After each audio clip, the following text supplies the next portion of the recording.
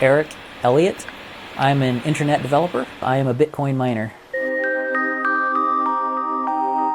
Bitcoin is a decentralized cryptocurrency, basically a virtual form of money.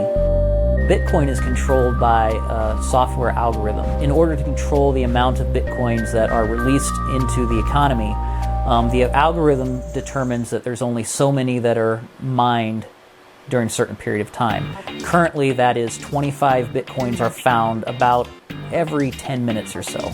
Those people that are mining contribute to the overall, computing power of the network. You're only going to get rewarded, in essence, whatever percentage of that power your computers are putting out. So those are the graphics cards right there. Those are what are doing all the work. Most miners are probably earning fractions of Bitcoins. Standard computer that you'd basically see any gamer having. I started mining in 2011, so I invested about $800 to build this computer. At the time when I put it online, I was probably mining, 1 Bitcoin a day, something like that. In essence, all you're doing is downloading software and running software that's running 24/7 that are accepting these mathematical problems, solving the mathematical problems, and sending the results back up to, to a server. The fan, it's kind of annoying, but it's the sound of money.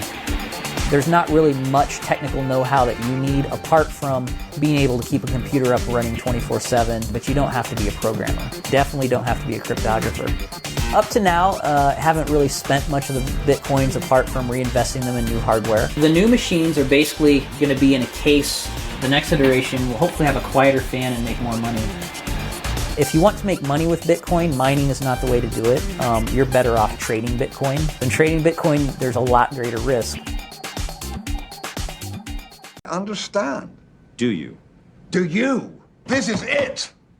I'm telling you, this is it. The king still has one more move.